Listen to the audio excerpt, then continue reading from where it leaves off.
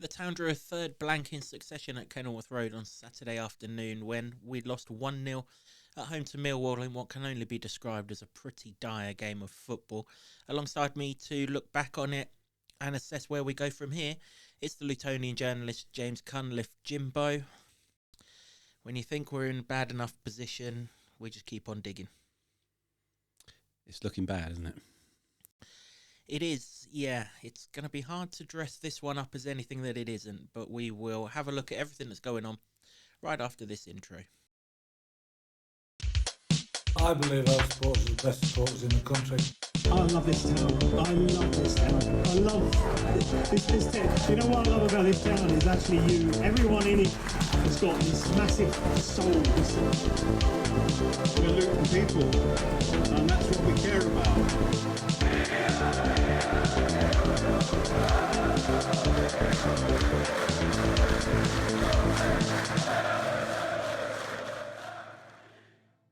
Hello everyone, welcome along to another episode of the Luton Town Supporters Trust podcast, the award-winning, longest-running Luton Town podcast, having scooped bronze in the Best Football League podcast category in the Football Content Awards. This season, the show is in association with Solid, providing opportunities, provisions and assistance so our academy can fulfil their potential. And my God, are we getting close to just throwing them all in there and saying, let's just go. As I said before the intro, we are looking back on Luton 0, Millwall 1. I've got Jimbo alongside me as always to do that. Where do we start, Jimbo?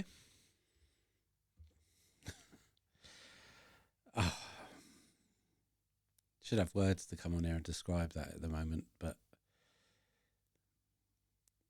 you know, when you lose a game of football, it can ruin your weekend, doesn't it?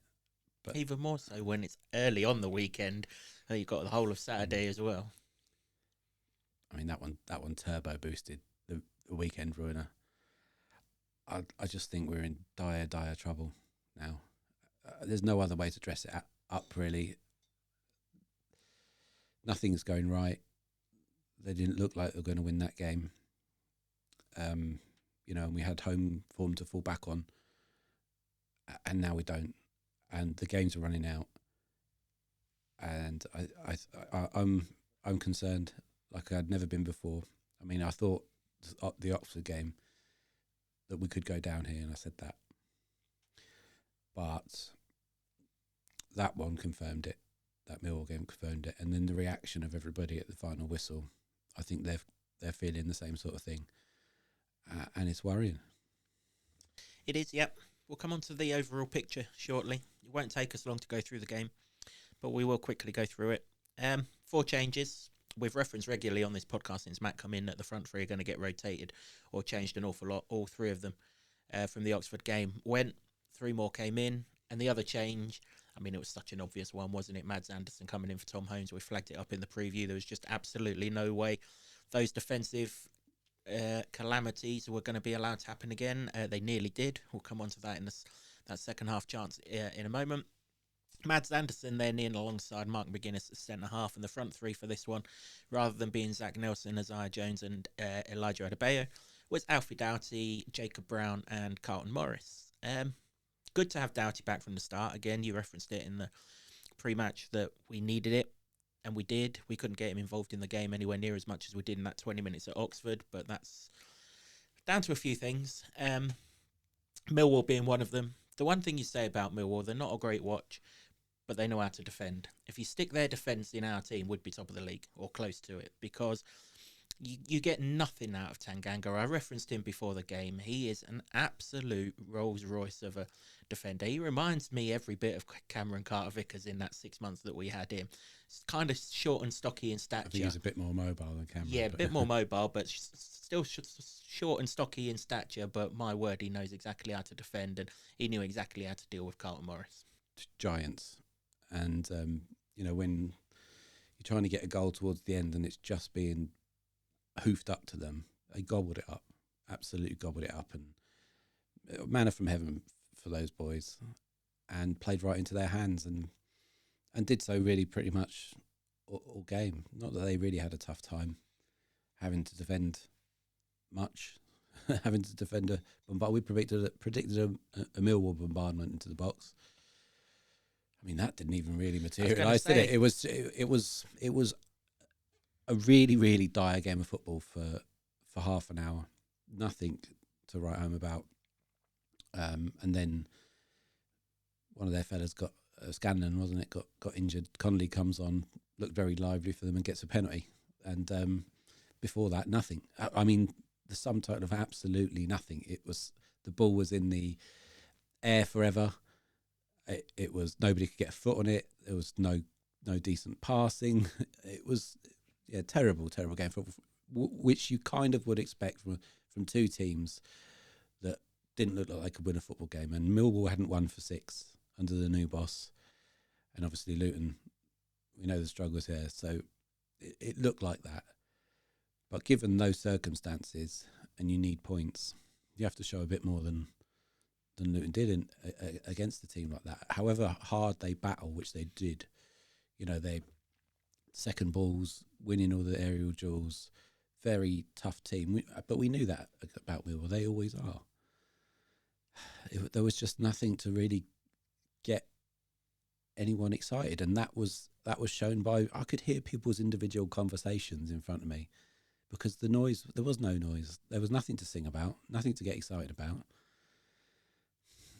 And the only thing that they did start to get raise the noise levels was the referee. The referee was a shocker, and Gavin Ward is always a shocker, isn't he? And that was it, really. Not the football. There was no, from the positives that we saw from the other games, when there were spells of it and we could see what was going on, it seemed like they'd reverted back to a month ago when we were like, what's going on here? Because I don't know. Yeah, I mean, one thing you'd say about this team, and this isn't just this season, this has been quite a few seasons, when we come up against these physical direct sides, we don't fall into their trap so easily. You think back under Nathan, whenever we played Stoke, we always got lured into this game of football. Whenever we played Millwall, Cardiff, all of these teams that we struggled until we got on the right track after COVID. All the time we fell into this trap, and we fell into it yesterday. I have to say, it's not an excuse, but I think it is a factor. And I only noticed it really yesterday because it got dark quite early in the Preston game. But that pitch is not helping us one little bit. It looks an absolute shambles. It's got bobbles all over it. It's bare. It's no use to us. That's no one's fault. That's just the weather, the way it's been. But if Matt Bloomfield wants to play a passing possession game, which he does, obviously, by having 4-3-3, that pitch is not conducive to doing it. Thankfully, we've now not got a game on it for 3 weeks. Hopefully, they can get that sorted out and kind of help with that. Because if we're playing Millwall and if we're playing Sheffield United, who are the next ones in a direct game of football, I'm sorry, but this team's not going to come out on top because it has no physicality about it, has no height about it. It has nothing that's going to win an aerial game of football, as evidenced by the goal that they scored. Kaminsky kicks a goal kick up to Elijah Adebayo. I've got more chance of keeping hold of that ball than Elijah because it's nowhere near him. He's okay when it's at his feet.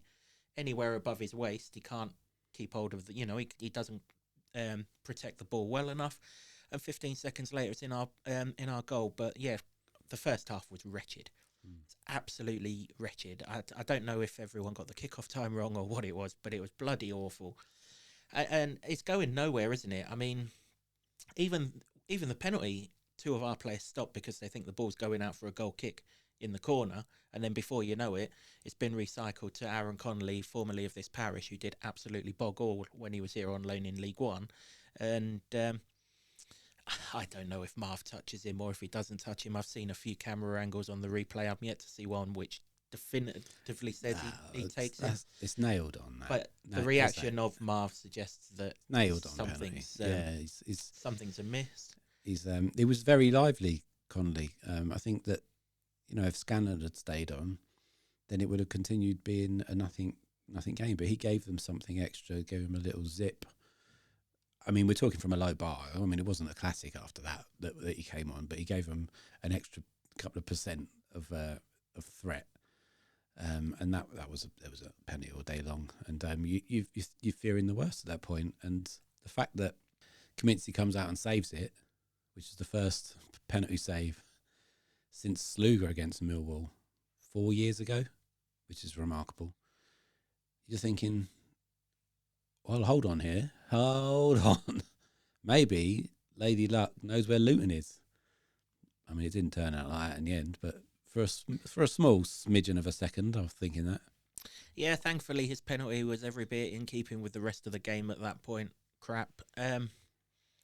Yeah, I mean, if you're going down the middle, you've got to lift the ball off the floor, because unless the goalkeeper completely dives to the corner, he's going to have something still trailing there, isn't he? Good save from Kaminsky, and my word, did we need his shot stopping yesterday. Yeah, you'd expect us to go and push on. We'd had that chance early on in the game, hadn't we, where Carlton flashed a header wide of the post from a cross, but that's pretty much the square root of all of our attacking endeavour yesterday. He had two more in the second half that he could have got on target or tried, was close to getting on target. One that Jacob Brown was inches away from getting onto. But that was it, really. I mean, the statistics tell you we had 2 shots on target. I wouldn't like to be able to tell you what they were under duress, because they weren't anything sort of memorable.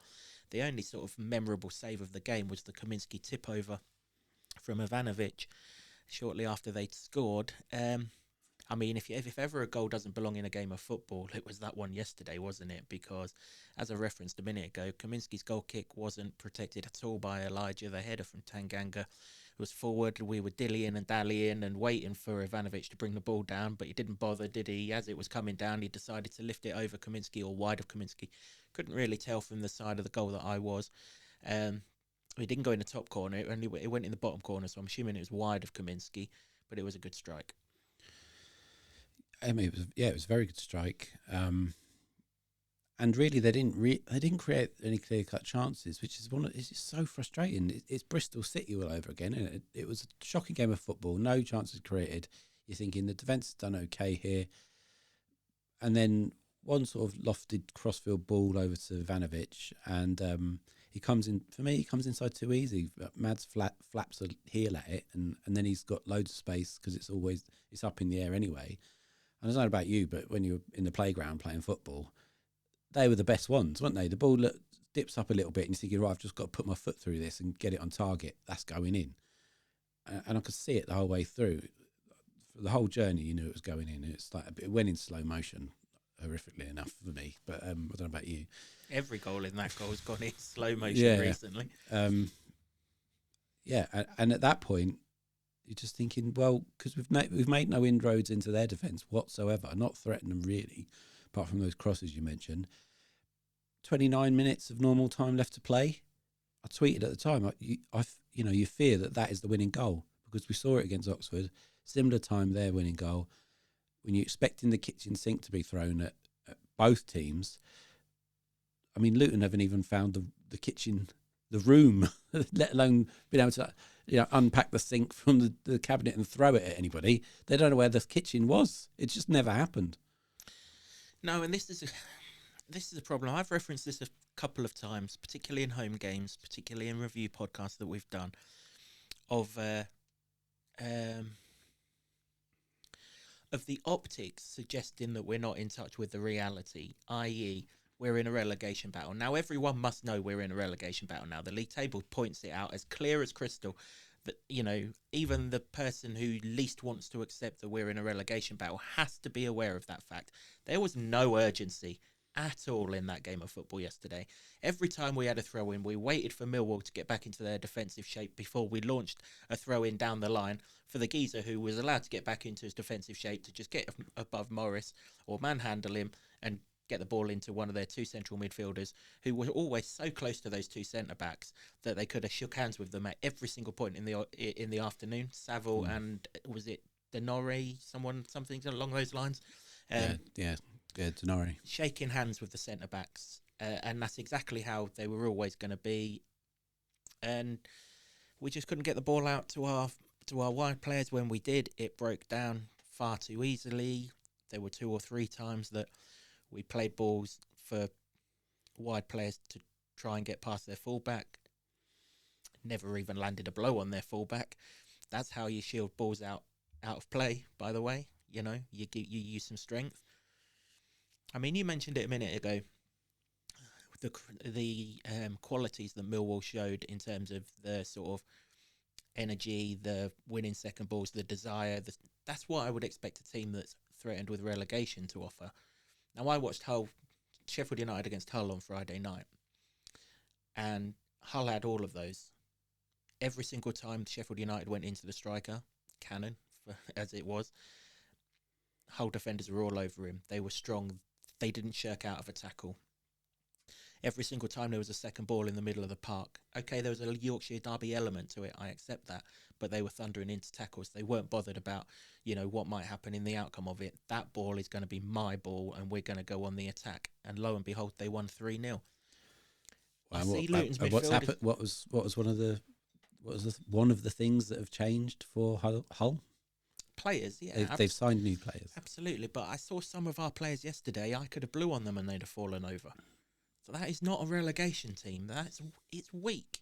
If we're going to get out of this, we have to man up, be strong, and show all of the physicalities and all of the desperate mentality of a team that's going to do everything to get out of this. As I say, I only saw the Sheffield United whole game apart from the Luton game because of the timings and everything over the weekend. But if you think Hull City are hanging around the bottom three, think again, because they've got it. Like you say, they've got new players, but they've also got that desire to get away from the bottom three, and I don't think we've got it, or at least I haven't seen it on the pitch. It just doesn't look like that. I mean, you can't dress it up any other way, and I just feel like it's so, the confidence is so low in that regard. I mean, Edwards was constantly using this phrase of being on the ropes and getting hit and hit again, and it's a lot of these players who are in the Premier League, that they've been having this for more than a season and a half now. And they're just getting beaten all the time, and it's this mentality of getting beaten. In the same vein that people talk about championship winning size, they just find a way to win. Well, Luton just find a way to lose every time. And if you took the 3 games that Bloomfield's got in charge, and I don't think any of this is his fault, to be honest. Because we saw improvements in the first 2. And if you took the defending from one and the attacking from another of the first 2, you're like, there you go, there's a performance. You think in the third game comes along and maybe we can do that, but it was just revert to type really of what's been going on. I've got some stats for you on that regard. So I've been looking into it, and 3 game weeks. How many 3 game weeks do you think we've had so far? 6 or 7. We've had 8, but we've had 9 if you want to count the Christmas period, but that was technically 9 days. So let's be fair and say 8 3 game weeks. In the third game of those 3 game weeks, guess how many points Luton have taken? I do know the answer to this, unfortunately, because I've endured all of these 3 game weeks. It's 0, isn't it? 0 points. 0 points in 8 games, because they've come at the end of a 3 game week. So, how many 3 game weeks do you think we've got left? 0, hopefully. No, unfortunately not. And we've got 3 game weeks remaining, and the third game in each of those weeks are against Plymouth, Middlesbrough and Blackburn. They're all at home. About a month ago, we were thinking, okay, well, home's good. But we haven't taken a single point in the third game of a 3 game week. So clearly they just get knackered by the end of that. They can't get anything. So it feels like you can chalk those 3 games off. And this is just what we've seen. This is what the numbers are showing us. You chalk those games off, we're not getting anything. So then that leaves you 5 remaining home games where they don't fall as the third game of a 3 game week. And that's it in total. That's it at home. Now I'm discounting away, obviously, because you can't get anything from there. Seemingly can't get a thing. So you've got to assume that nothing's going to happen on the road. 5 games at home with which to get points. And 2 of those, the first one is against Sheffield United, promotion chasing. Then Portsmouth started pulling away from the bottom. Leeds, promotion chasing. Bristol City and Coventry. Now the Coventry one is the third game is at the end of 3 games in 8 days. So you could even add that to the other statistic and say you're not getting anything. But let's be generous. So that's 5 games at home where we'd hope to take some points. So 15 points in total. Well, it's 3, isn't it? Because I don't think many are seeing us beat Sheffield United and Leeds. No, but I'm just being generous, saying those are the opportunities, because we haven't got anything away for forever. I mean, if it happens in the next game and you lose the next game, you've equalled the worst ever away run of 13 ever in the history of Luton Town Football Club. So you've got. I'm just assuming by the numbers that away games mean that's going to continue. So there's 5 games left to save the season at home, and 2 of those are against red hot promotion favourites. And when you look at it like that, it just feels like we're doomed. Yeah. You've ruined, you know how to ruin a Sunday night, you do, Jimbo. I'm sorry, I was just looking at it because the time is ticking away. We can say we've got, 17 games, 18 games left. But that's ticking away. And the next 2 are away. We've got nothing from away. Nothing for forever. You know, one game in the whole of last calendar year, and it's carried over into this year again. That's nothing. So you're going away. One of them's Sunderland, who are promotion chasing. Please don't remind me, Jimbo. So I don't know where the point's going to go. So when you look at it like that, when we say, oh, we're banging trouble, it feels like we're worse than banging trouble. It feels like we're now needing snookers. We mightn't be needing miracles. And the only thing you can do to change that, well, let's be fair. So they've got a week between this Millwall game and the next game. Bloomfield's come in. He's had to play 3 games in a very quick space of time. Maybe a week he's able to do something. Maybe. Let's give him that. But if that doesn't work, then what else have you got? You've got the transfer window. Well, let's just pause on that because, yes, he's got a week between now and Sheffield Wednesday. But he has also got something like 1 game now in the next 18 days because the Portsmouth game got postponed. And quite frankly, the way the pitch is looking and the way we're playing at home all of a sudden, thank God it has. Is it 18? Something like 18 days, isn't it? It's February the 12th, is it, that we go to Sunderland? So 11 days and then 7. Yeah, it's 18 days. We've got one game, Sheffield Wednesday. So he's got a patch of time now where he can seriously get to work. You're right. The transfer window is massive. And we'll come on to that in a moment in light of some words in the programme yesterday. Well, I just want to take you back to what you said a minute ago when we were going through the match. You could hear people's conversations around you. And you're right. I could hear conversations that I was having around me. In the first half. In the first half, yeah. In the second half, I could hear people shouting things that you can't broadcast. Yeah, absolutely. But what you didn't hear in that first half were Luton players shouting. Because you would have done if they were doing it. And this is the problem. There is no leadership in the parts of that pitch where we need leaders. And, you know, okay, fair play to Kaminski. It looked like he balled Zach Nelson out after he didn't stop the cross for the chance at the back stick when Ivanovic kicked it into the ground and was going in. But for Kaminski's save, again... A side note on that, by the way, is that they still created the best chances. He should have done better than that. He was unmarked at the back stick. Again, no defender marking him, similar to Oxford. Yep. And he had a volley chance. And considering the first goal that he scored with a volley, he should have done better than that. He probably should have scored.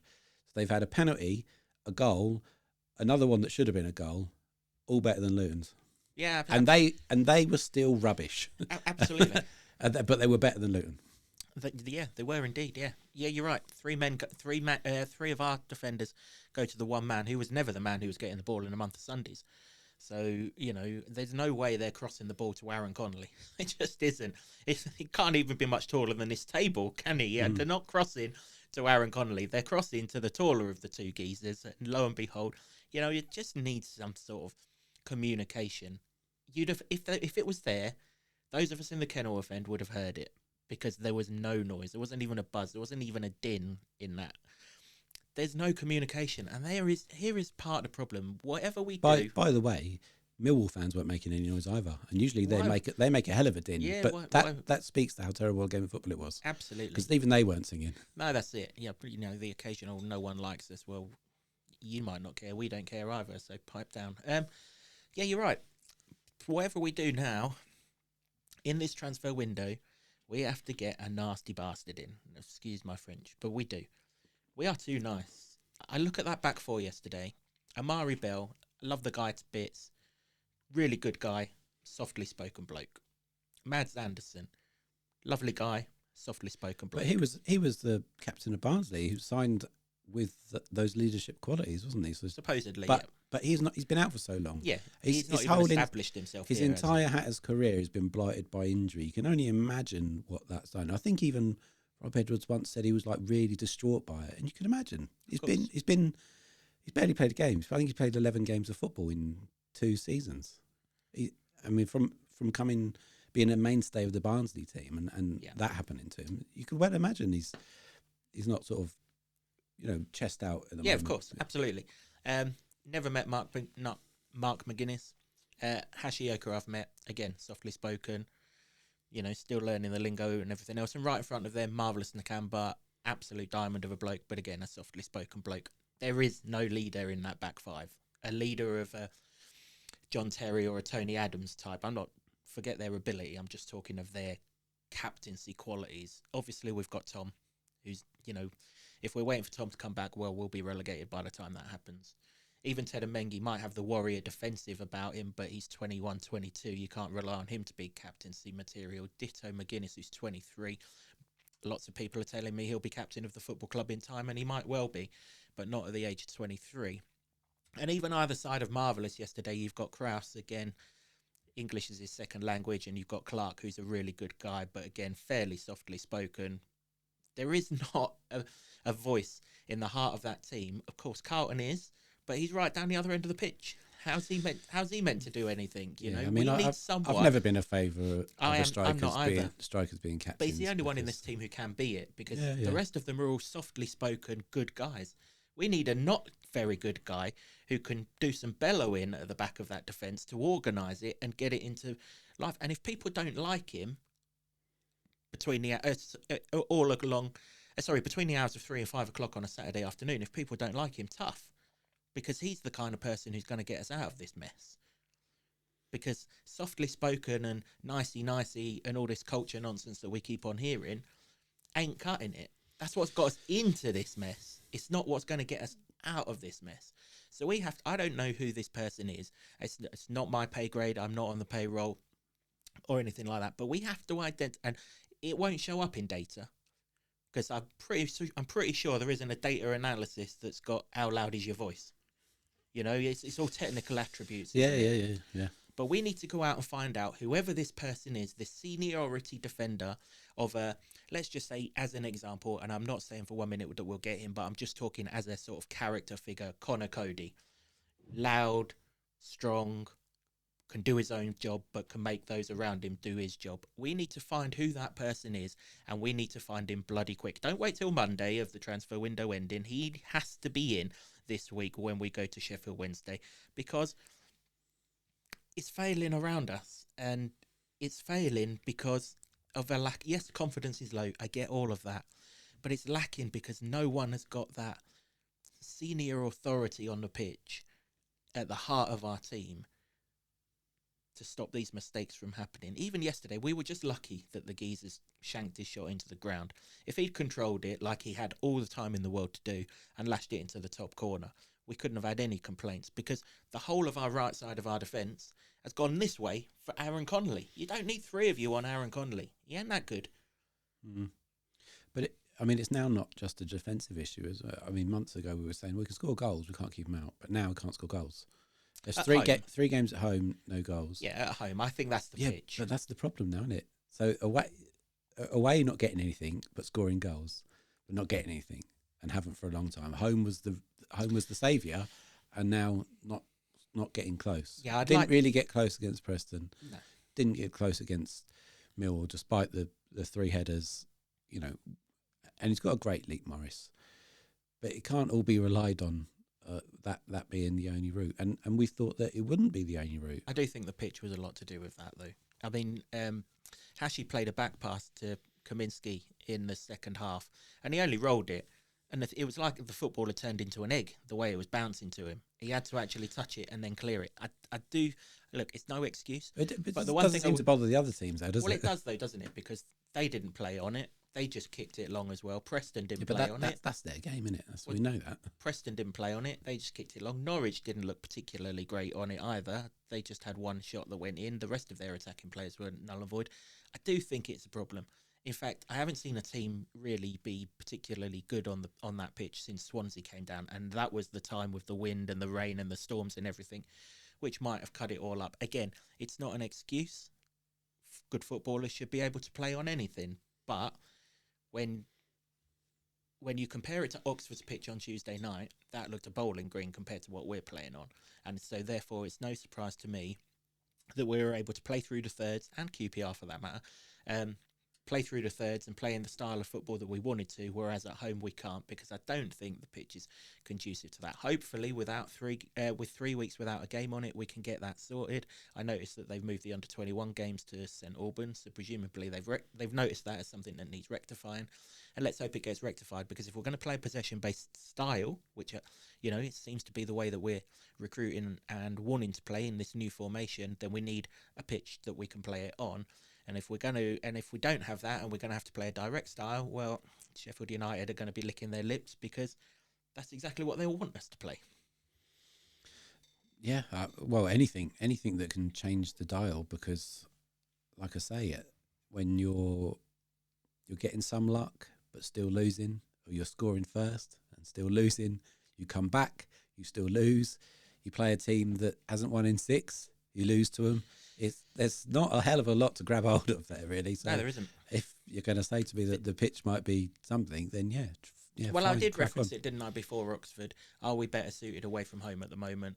You wasn't sure. Well, the evidence, forget results, in terms of patterns of play, the evidence is over the last 3 games, yes, we're going to be better away from home than we are at home. It might just be that we play 2 physical teams at home. I don't know.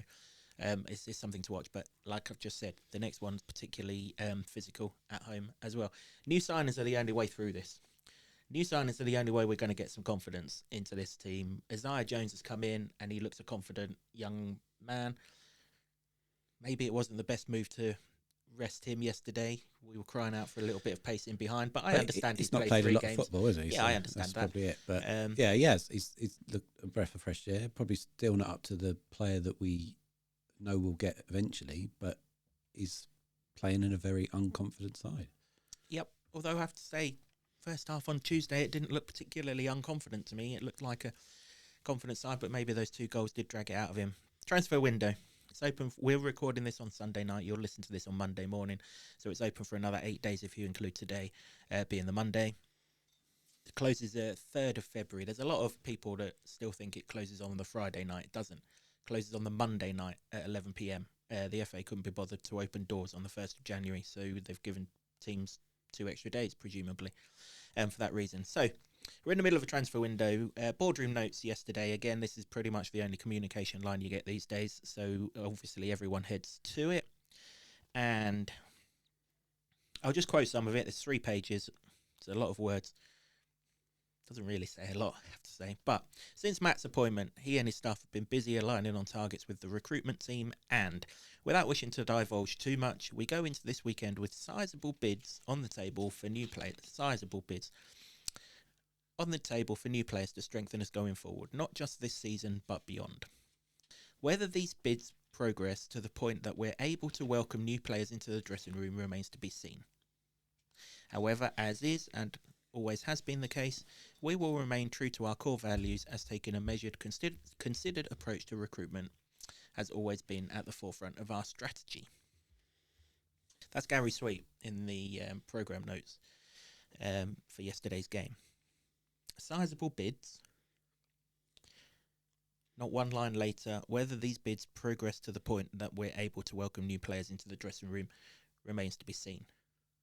I mean, it just feels like a difference of circumstance, a sort of contradiction, if you will, for that. If it's a sizable bid, then you must be confident that it's going to land. Otherwise, it's really hopeful bid, isn't it? Because and we're not in a position now where hopeful bids work. We've already supposedly had a bid for Richard Kone turned down, if the rumour mill's to be believed. He was on the bench yesterday. Again, that all fits into potentially it being true. But these bids have to land, don't they? Because if they don't land, we're down. I mean, that's what it feels like. That's the size of it at the moment. It feels like that. It needs fresh impetus, fresh players to, for somebody to come in ideally in the middle of the park, all along the pitch, front, middle, and back, to grab the ball by the horns and show these other players that there's a spark, there's something that can drag them out of this mess. Because what we saw in the Millwall game doesn't suggest that they are currently capable. However you think that might have manifested, the evidence there in front of us, with half an hour left of the game to play, to rescue just a point, which probably still wouldn't have been enough, it wasn't there.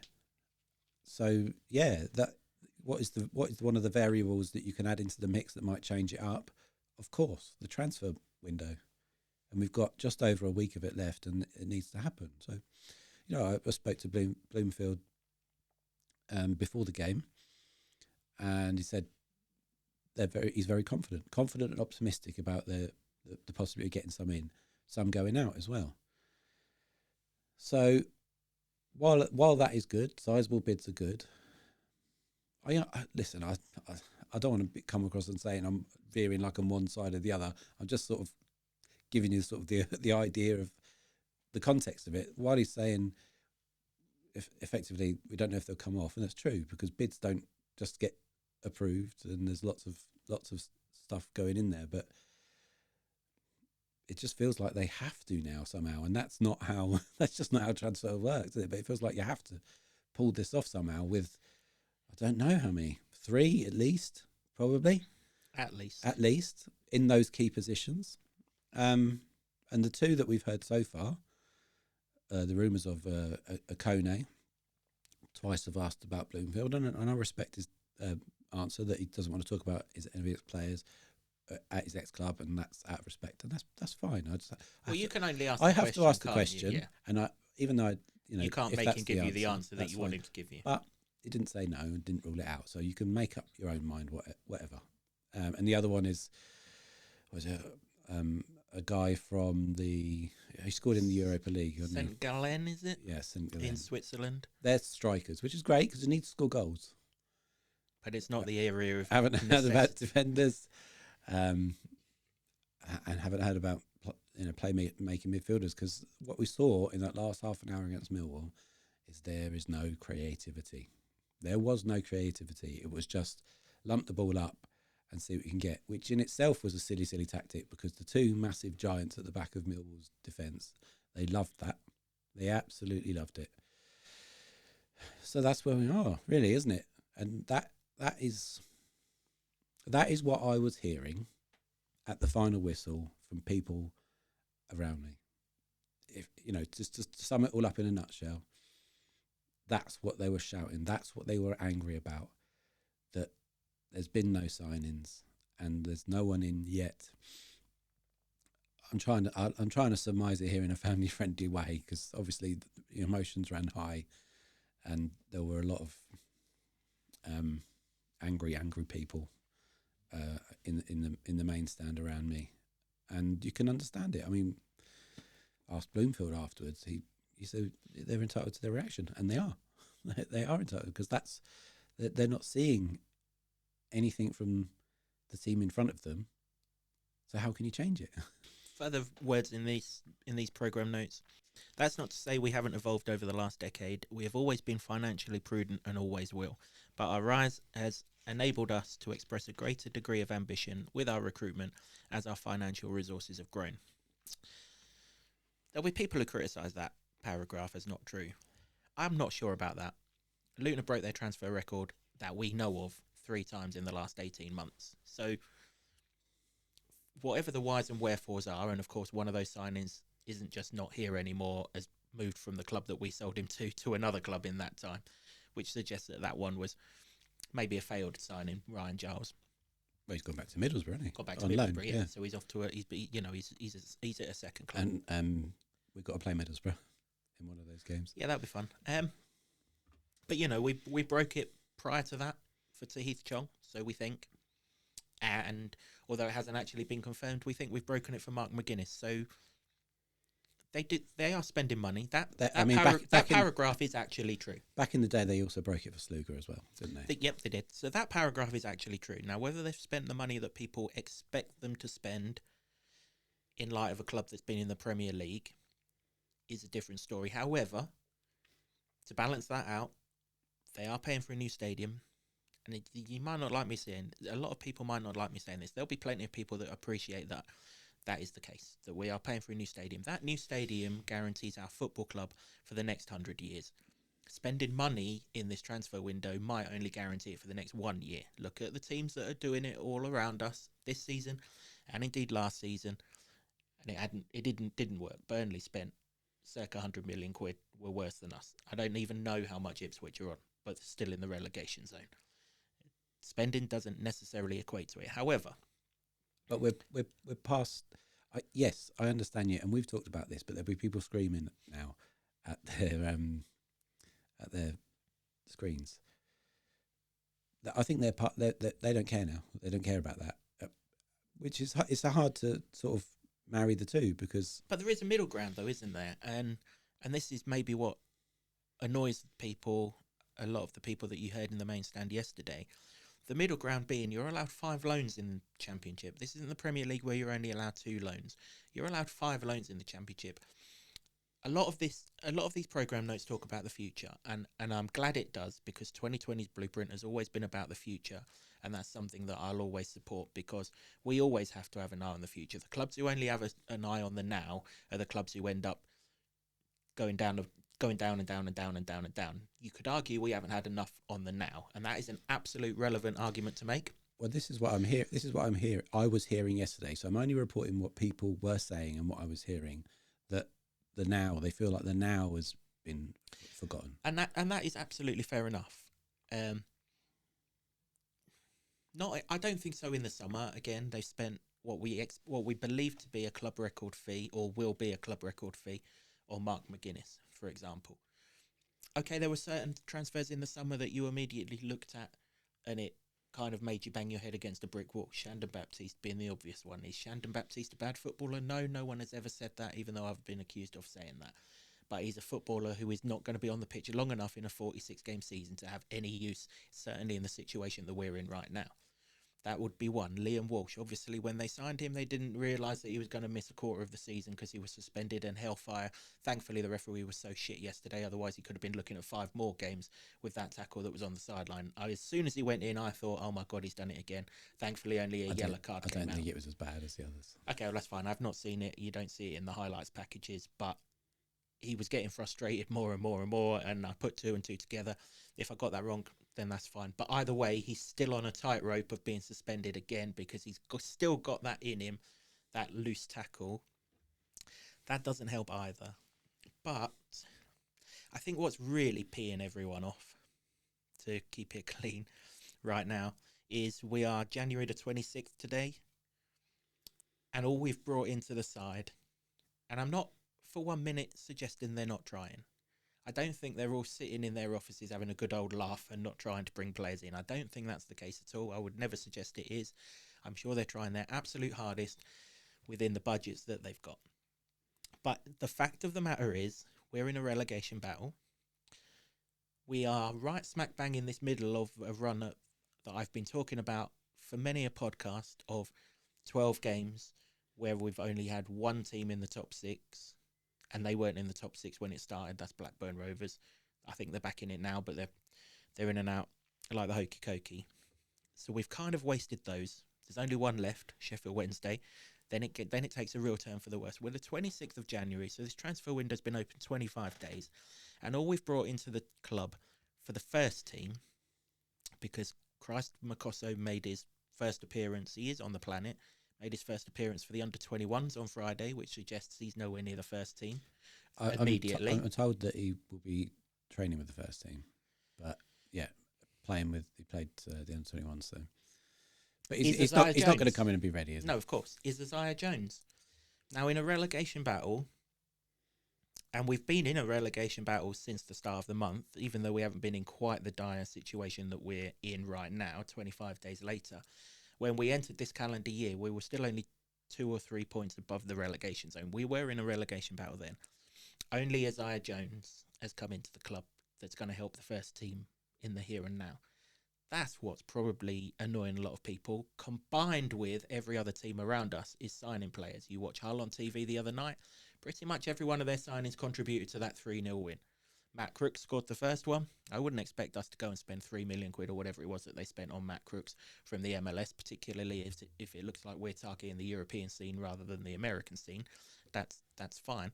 But ultimately, he has still arrived from the MLS and he has scored a goal that's earned them 3 points. That was the first goal that earned them 3 points. We've seen all season long how Premier League loans are impacting every team around us in a positive way. 25 days in, could we not? Everyone else seems to be signing these loan players from the Premier League, not us. Again, we referenced it in the last in the last podcast, that Stoke are the most recent ones, signed a Man City left back on loan. Still no signs of a Premier League loan here. Of course, the striker that you mentioned from St Gallen is meant to be a loan deal. But even then, I'm reading things like Leeds, West Brom and Norwich are after him. Or if that's the case, you can kiss goodbye to him coming here. Why would he come into a relegation battle when he could be playing in the Premier League in 6 months' time? And that's where we're at. No one is expecting, or I think no one sensible is expecting them to abandon their prudent finances.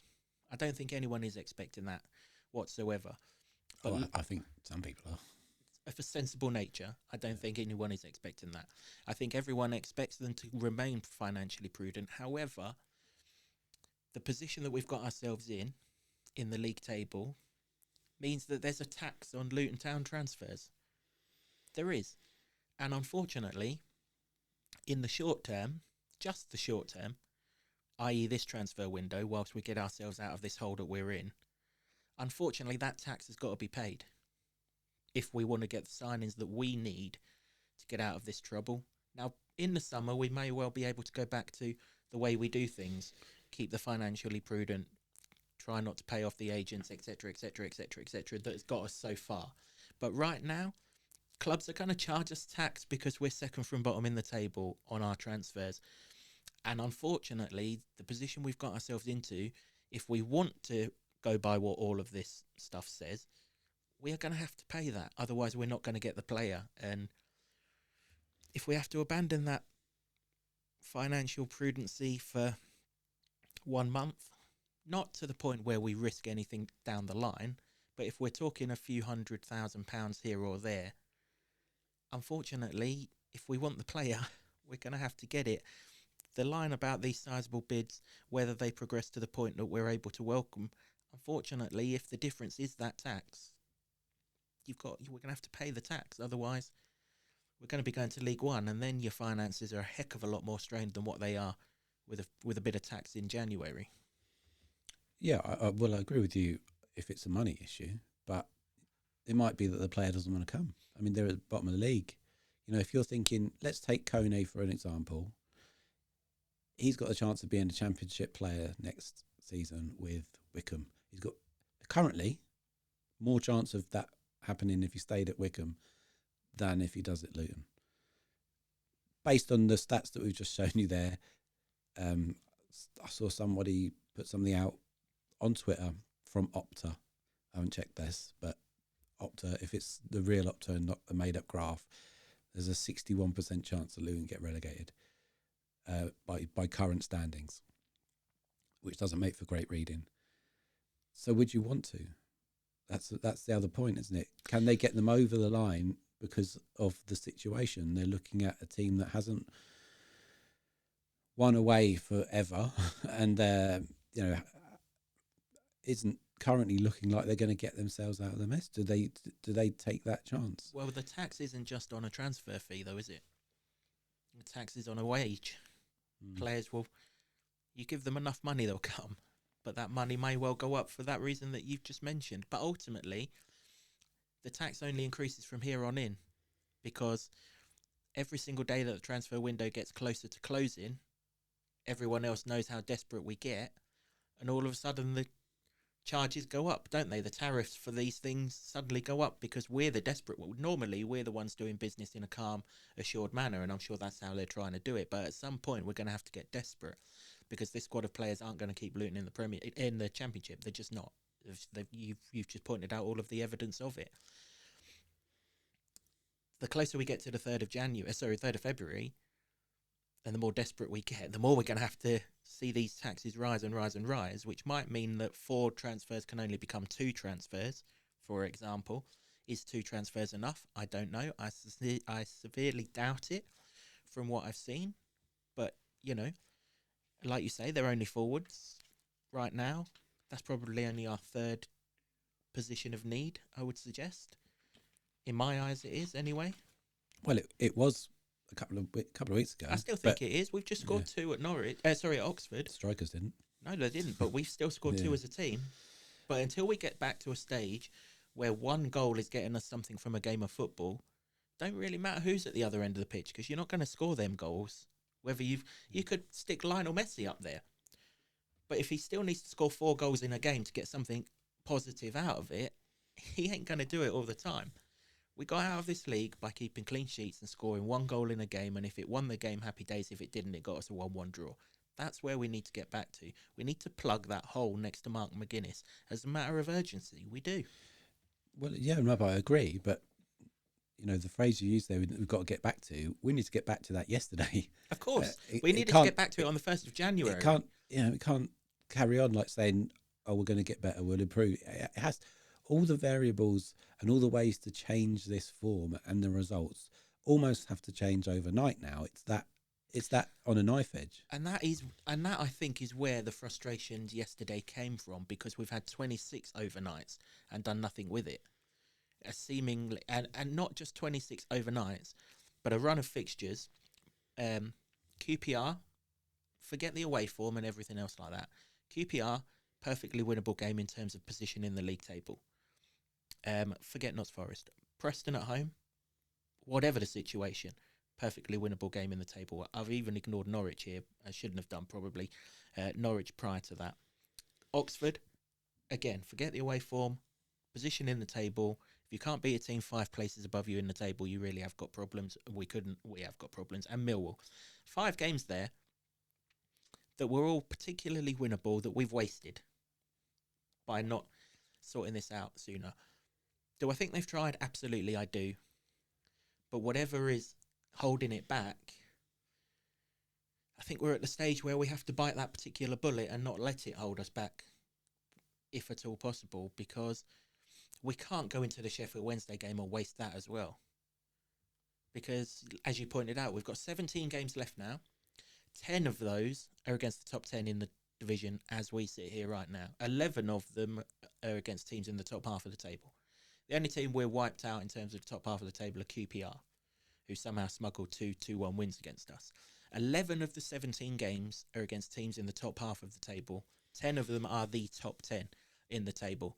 Bearing in mind, we are currently in a run of 12 games where we have played 1 team in the top 6 in the table, and all we've got to show for it is 2 wins. but all these stats and all these numbers and all the evidence adds up to making you think, bloody hell, this is Mount Everest you need to climb to achieve this. It's, you know, you can say 17 games is enough, but when you look at the form and where the points have come from and where they haven't come from, it doesn't seem like nearly enough. Well, whatever happens, signings, no signings, whatever, we have to turn the numbers around. We have to end this away run. If we don't, we're down. As simple as that. We have to end this 3rd game in a week run. If we don't, we're down. Now, you hope that the new manager can certainly sort of 3 games in a week, which we're attributing to tiredness. We're hoping that by rotating the front 3 all the time, for example, that's an obvious change to that. Obviously, yesterday would suggest that might not be the case because we've rotated all week and still lost. But we have to find ways of turning the numbers around, which isn't just signings, but ultimately it is signings that will give it the biggest leg up. And that's the thing, and this goes back to what I've said throughout this month, that there doesn't seem to be an accountability or an acceptance that we're in a relegation battle, because no urgency is being shown on the pitch, no urgency is being shown off of the pitch, and whilst all this is going on, our position is getting bleaker and bleaker and bleaker. It's not like we're in a comfortable position. Again, when Matt Bloomfield was employed, everyone had this nagging doubt in the back of their head that if he was appointed in the summer when we've got ourselves out of this hole, That would be an absolutely brilliant appointment. I still think it will be a good appointment. But if he did do this and not hit the ground running, like all the historical stats at Colchester and Wickham that you pointed out at the time suggested wouldn't happen, where are we? You know, again, we're looking really, really good for the future. The future of this club has never looked good. But right now, the future of this club doesn't look like it's in the top two divisions. And from where we've been, right from the start of when 2020 took over, they took over a club that was literally just about to fall out of League One. 16 years later, they're going to be back in League One, and that's a shame because it could have been avoided just by just that little bit of more cumulative acceptance of the situation that we were in, that could have started by Rob being sacked when he offered himself up for it at Middlesbrough, that could have allowed Matt Bloomfield to have 5 or 6 games to see what was needed before we entered December, so that on January the 1st we could hit the ground running with signings. And who knows, by now, having had those extra 10 games, we might be playing the Matt Bloomfield style in the way that we would expect it to be. By on the pitch, we can take a bloody throw in before everyone else has got back into their defensive setup, or a goal kick, or any restart for that matter. It all comes down into the same melting pot, that it could all have been avoided or given a much better chance of being avoided than what it has been. And that goes into the reaction yesterday. Do I condone abuse to the board? No, absolutely not. There is a football club that we watched yesterday because of this board. They shouldn't be abused for that. Should they be accountable for their role in allowing all of this, I don't want to use the word malaise, but this cycle of going down to develop to the extent that it has done, as I say, by keeping Rob longer than he should have done? Yes, I think there should be some accountability. But abuse? Absolutely not. They should never get abuse.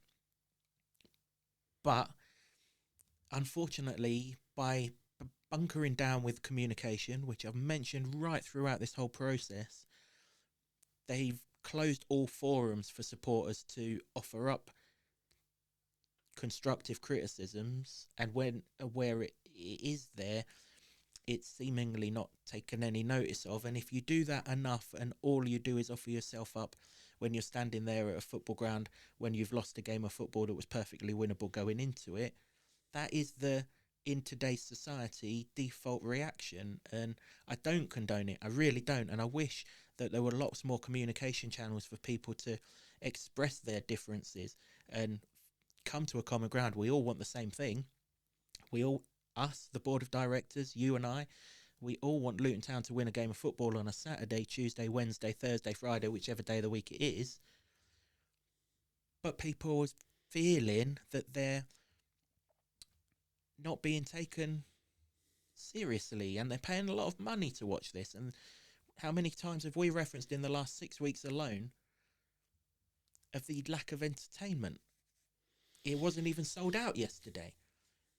When was the last time Luton versus Millwall didn't sell out? Okay, it's a shit kickoff time, it's freezing cold, and all of the other, and it's on television and on all of the other side tracks around it, but it would still have sold out. And that is why, because people feel they're not being valued. And what got us to this stage was being part of everyone was part of it together. We were all aligned as one, and that seems to, in the eyes of many that speak to me at the very least, both at games and in my role of the trust, that is the thing that I'm hearing an awful lot, that they're just being taken for granted, which is a shame, really, because we went through 18 months of everyone suggesting football was nothing without fans.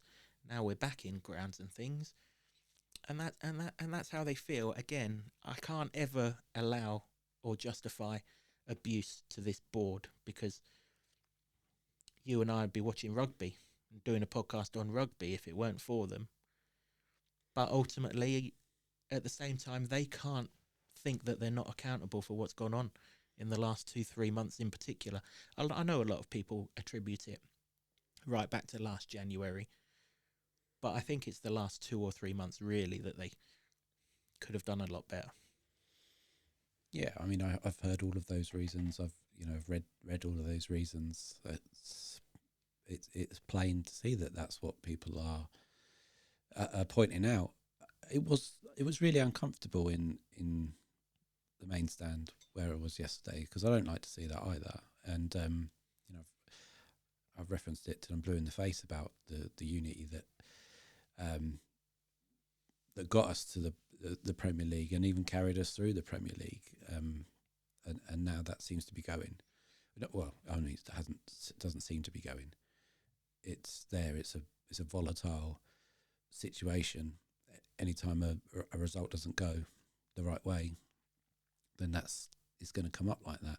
Unless obviously the things that we've mentioned about change in they want to see signings, and that's just it's just probably the tip of the iceberg, really, doesn't it? But so yeah, it's not nice.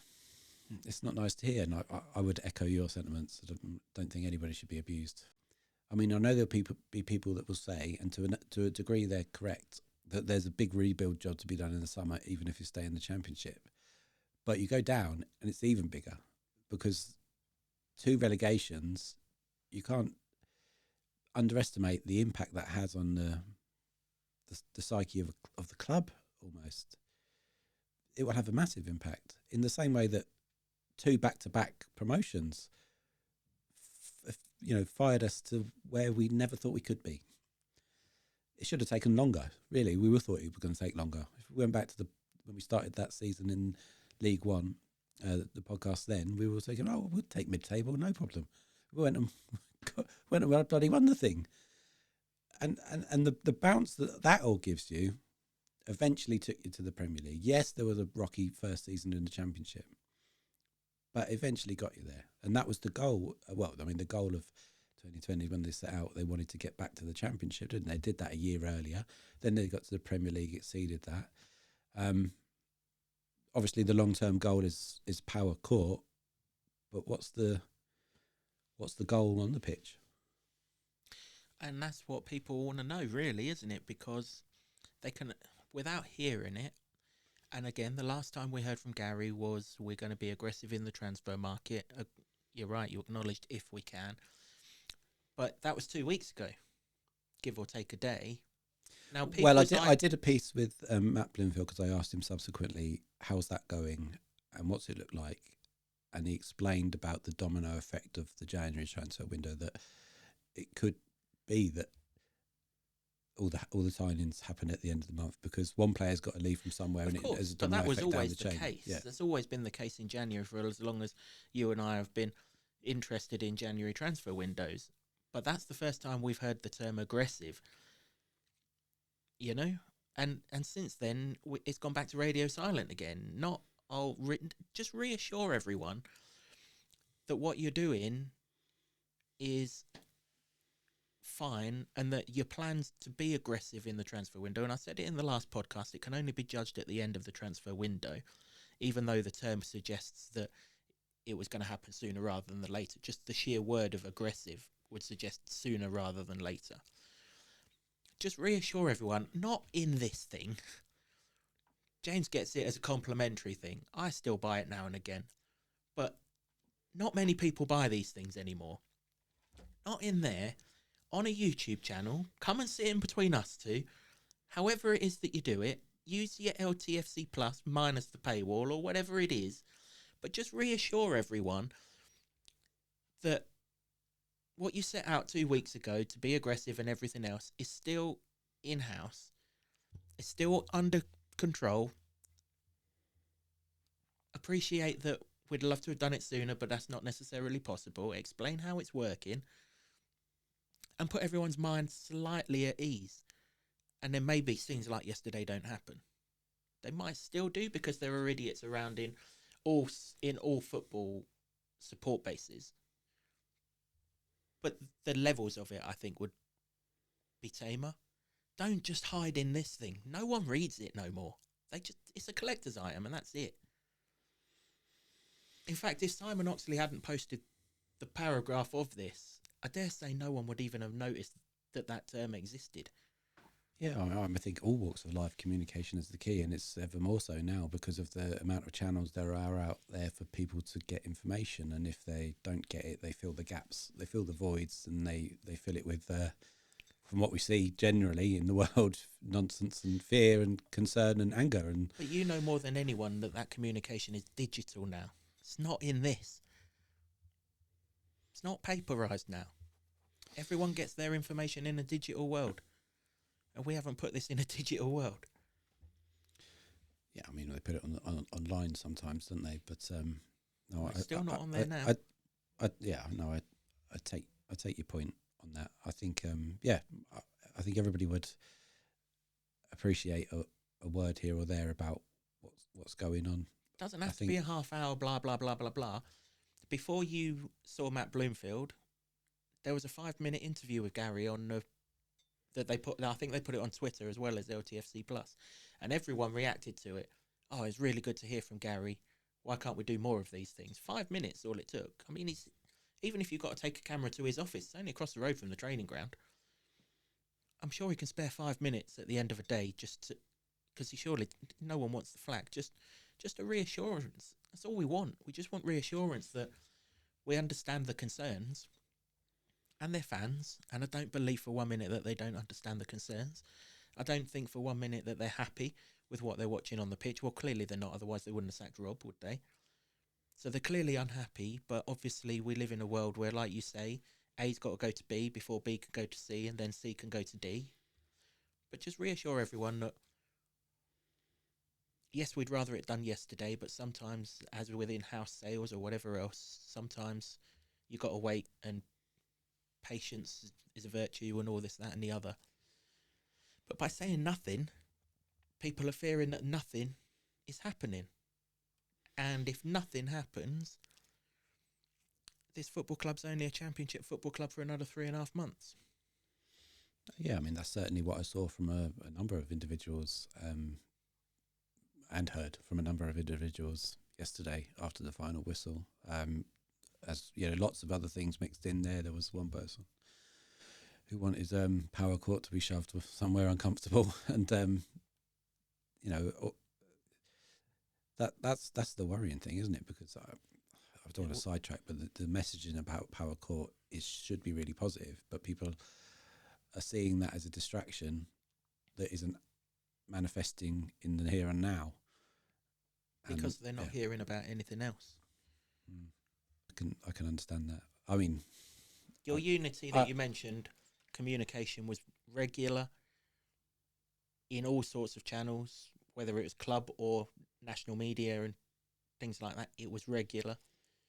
It ain't no more. It's irregular, and it's only when events force it to happen, i.e. Rob being sacked or a manager being appointed or power court going through the final planning stage. They're the 3 times we've seen and heard from Gary this season.